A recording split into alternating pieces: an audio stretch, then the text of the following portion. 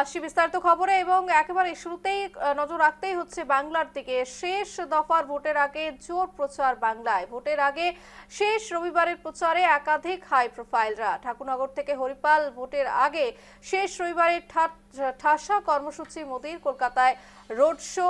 নদিয়ায় প্রচারে ত্রিপুরার মুখ্যমন্ত্রী ডক্টর মানিক সাহা এবং দুপুর 1:30টায় ঠাকুরনগরের নরেন্দ্র মোদির জনসভা। দুপুর 2টো নাগাদ মতুয়া ঠাকুর মন্দিরে পুজো এবং দর্শন। তারপর সোজা হুগলি। 3:30টে নাগাদ হুগলির হরিপালে জনসভা রয়েছে প্রধানমন্ত্রীর। ওই জনসভার পর কলকাতায় রোড শো মোদির। বিকেল 5:15 ঠনঠনিয়া কালীবাড়িতে পুজো দেবেন প্রধানমন্ত্রী নরেন্দ্র মোদী। অন্যদিকে ভোটের আগে শেষ রবিবারে ঠাসা কর্মসূচি রয়েছে তৃণমূলেরও।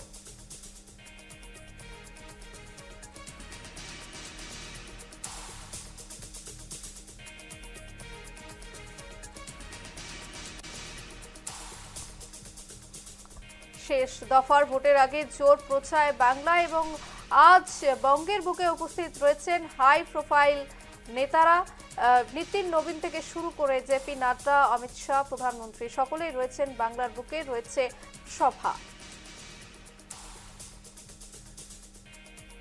আজকের প্রচার নিয়ে আরো বিস্তারিত জানবো। এই মুহূর্তে আমাদের সঙ্গে সরাসরি রয়েছে আমাদের প্রতিনিধি এবং সহকর্মী সুপ্রীতি মুখার্জি। সুপ্রীতি, এই মুহূর্তে তুমি কোথায় রয়েছো এবং বাংলায় শেষ দফার প্রচার একেবারে হাতে আর আজকের দিনটাই আছে, কতটা উত্তপ্ত গোটা বাংলা?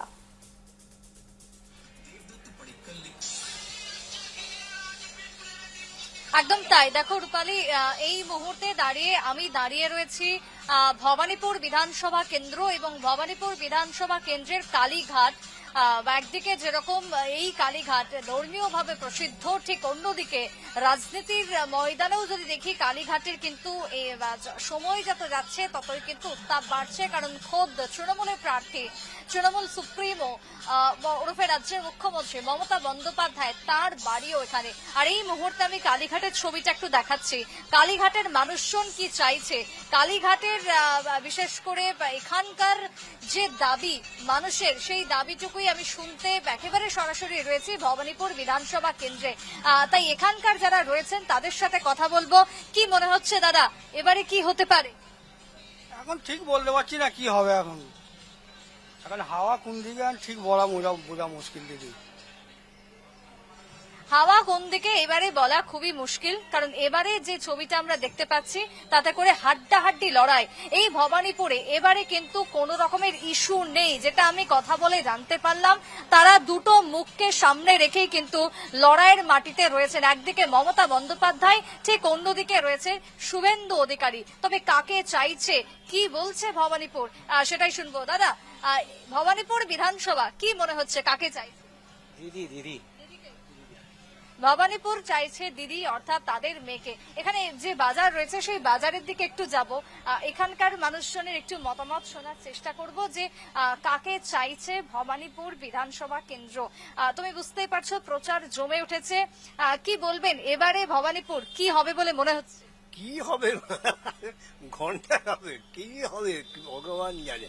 কেউ কিছু বলতে পারে। ও কামড়ি আছে, ও কামড়ি আছে, এই কামড়া কামড়ি হচ্ছে।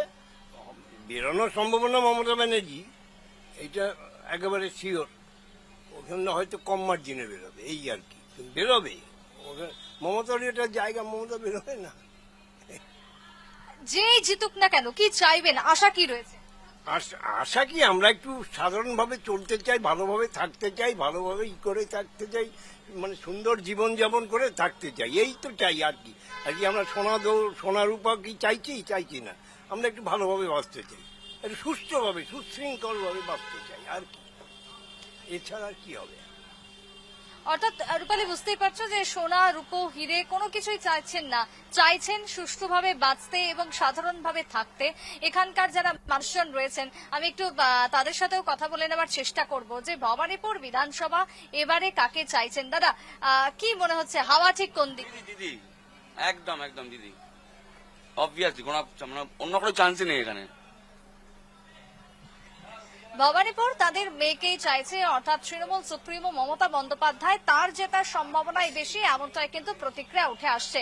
তবে দেখো, এই মুহূর্তে দাঁড়িয়ে আজকের দিনে যে ছবিটা আমরা দেখতে পাচ্ছি, ভোটের আগে শেষ রবিবার এবং রবিবারের যে প্রচার, সেই প্রচারটা কিন্তু জমে উঠেছে। একদিকে হাই ভোল্টেজ প্রচারে মমতা বন্দ্যোপাধ্যায় তিনি আর কিছুক্ষণ পরেই রাস্তায় নামবেন। তার আবারও আজকে অলিগলি রাজপথে জনসভা রয়েছে, তিনি পায়ে হেঁটে পদযাত্রা করবেন। ঠিক অন্যদিকে দাঁড়িয়ে শুভেন্দু অধিকারী তিনিও কিন্তু চলছে, তার সভাও রয়েছে বেশ কিছু প্রান্তে। অর্থাৎ এইদিকে দাঁড়িয়ে অভিযোগ পাল্টা অভিযোগ, সবকিছুই যেমনটা ছিল এর আগেও আমরা দেখেছি, গতকালকেও আমরা দেখেছি ভোট লুটের আশঙ্কা করেছেন মমতা বন্দ্যোপাধ্যায়। কিন্তু আজকের দিনে দাঁড়িয়েও যে বক্তব্য এখান থেকে উঠে আসছে, মানুষজন বলছেন যে হাওয়া পাল্লা ভারী যদি বলতে পারো তাহলে মমতা বন্দ্যোপাধ্যায়ের দিকেই রয়েছে সেই পাল্লা ভারী। তবে কি হয় সেটা সময়ই বলবে। আরো একটু এগিয়ে যাব, এখানে আরো বেশ কিছু বাজার রয়েছে, মানুষজন রয়েছেন, এখানকার ব্যবসায়ীরা, তাদের থেকে একটু প্রতিক্রিয়া নেওয়ার চেষ্টা করব।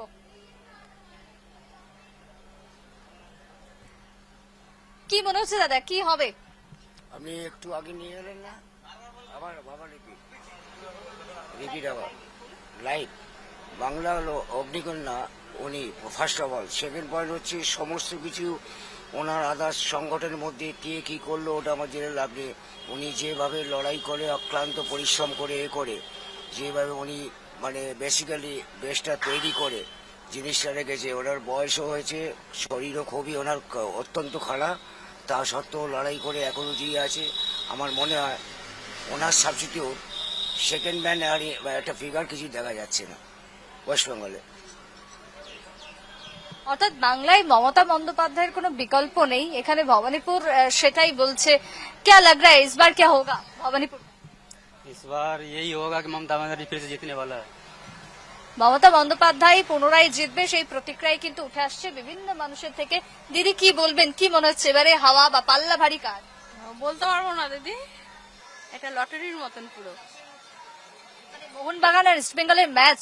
হ্যাঁ, খেলা, এতে কেউ কিছু বলতে পারবে না, রেজাল্ট বেরোলেই দেখা যাবে।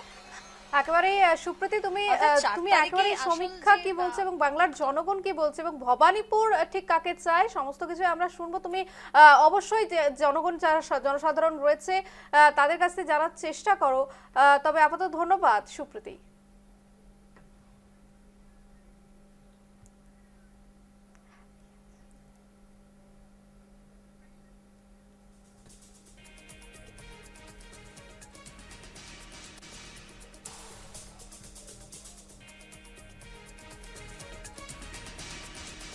ভবানীপুরের যে হাওয়া বইছে সেখানে কিন্তু একেবারেই আমরা শুনতে পাচ্ছিলাম যে সেখানকার পাল্লা ভারী কিন্তু মুখ্যমন্ত্রী মমতা বন্দ্যোপাধ্যায়, কারণ তার গড় ভবানীপুর এবং এই ভবানীপুরের যে হাড্ডাহাড্ডি লড়াই সেটাই কিন্তু রয়েছে 29শে এপ্রিল এবং সেখানেও কিন্তু 1 ইঞ্চি জমিও ছাড়তে নারাজ বিজেপি। এবং সেক্ষেত্রে কিন্তু একদিকে যেমন মুখ্যমন্ত্রী মমতা বন্দ্যোপাধ্যায়ের কর্মসূচি রয়েছে, তিনি লাগাতার সেখানে কর্মসূচি করছেন, গতকাল রাত্রেবেলাতেও আমরা দেখেছি সেই ছবি। এবং অন্যদিকে সেখানে কিন্তু একেবারে মাটি কামড়ে পড়ে আছেন বিরোধী দলনেতা শুভেন্দু অধিকারী, তিনিও কিন্তু একেবারে জেতার জন্য 100% দিয়ে কিন্তু তিনি চেষ্টা করে যাচ্ছেন।